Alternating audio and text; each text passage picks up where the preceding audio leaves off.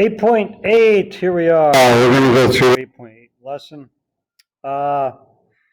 So, we've got, again, three situations. We talked about the angles, how they related in these three cases. Now we're going to talk about the actual segment lengths.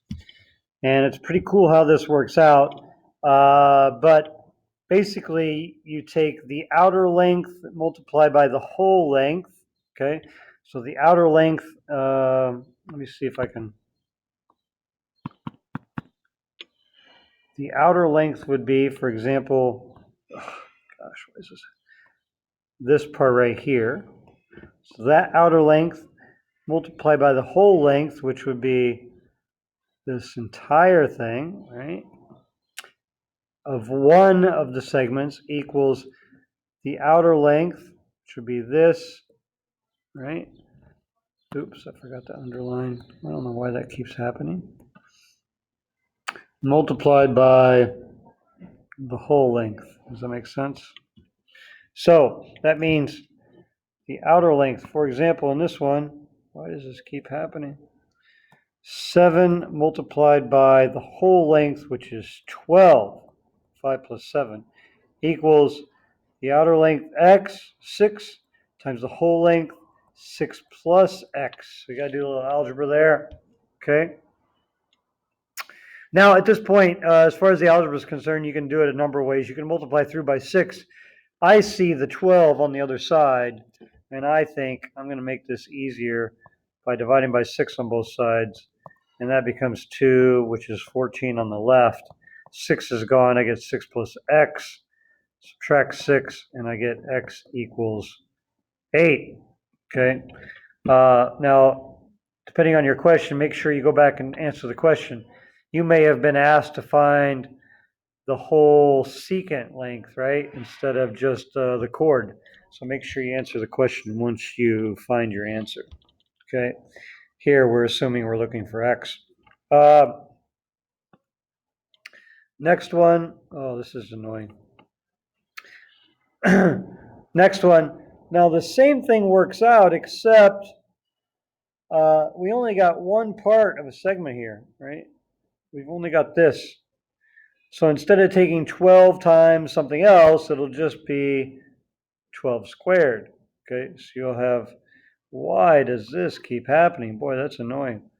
You'll have x times x plus 10 will be equal to 12 squared.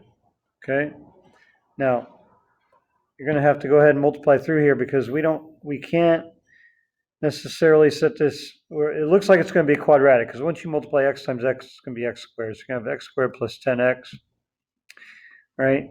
And let's go ahead and subtract the 144 on both sides. And I get minus 144 equals 0. And then we're going to have to factor that. Boy, what is going on here? Okay, a difference of 144, a difference of positive 10 factors that multiply to get 144. And boy, I'm a little stuck on that one. 144 is, of course, 12 times 12. And you got 6 times 2 and 6 times 2. And you got 3 times 2 and 3 times 2. So you got 3 times 2 times 2 times 3 times 2 times 2. How can I make a difference of 10 with these factors? I could do, what could I do?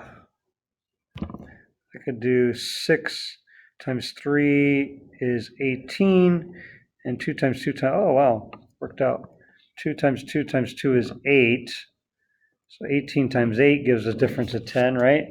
Okay, so we would have x, we need a positive 18 to give 10 in the middle, and minus 8 to give 8. Okay, so then x would be either x plus 18 is 0, or x minus 8 is 0, x is negative 18, or x is positive 8, right? And negative 18 doesn't make sense. So you can cancel that one out. And our only possible answer is x equals 8. Okay. Now, two tangent theorem. If you have two tangents from an external point, you may guess what this is. These two things are equal to each other. They're congruent. CD has a segment. That tangent segment is congruent to CB, the other tangent segment. So if you have two tangents from an external point, they are congruent. So two tangents to a circle from an external point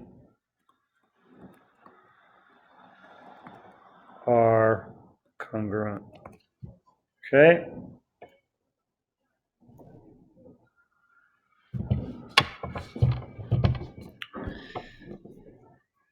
Okay. Now we're going to do inscribed quadrilaterals. That is a quadrilateral. Inscribed means all of its angles are inscribed in the circle, meaning all the angles are on the circle. Okay. Now, if you look, angle A is this angle right here.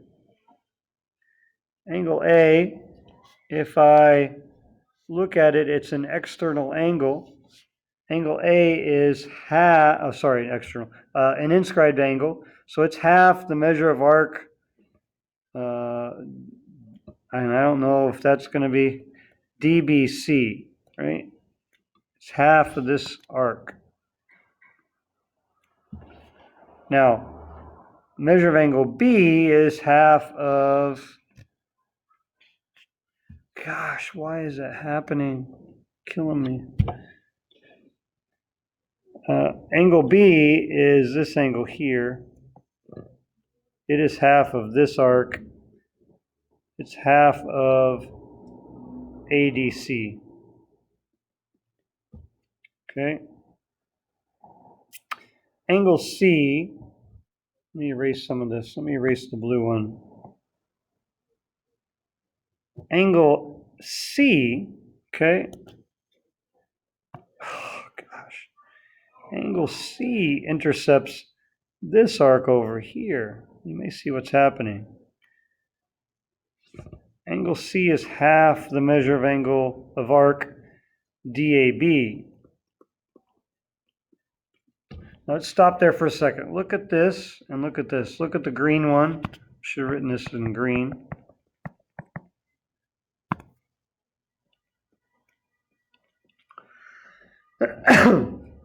These all should be measures. Measure of arc DCB. Look at the green arc and look at this red arc, or this maroon arc, right? So this green angle intercepts this green arc, and this maroon angle intercepts this maroon arc. Together, they make 360, right? Okay, so if together they make 360, right? The measure, so if I add half, if I add measure of arc DCB plus the measure of arc DAB, I get 360. That's the whole circle, right?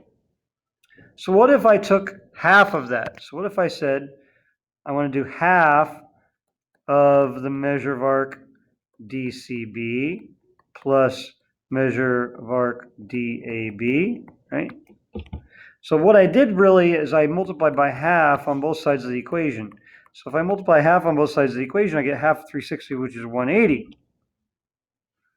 But look what happens if I distribute that half.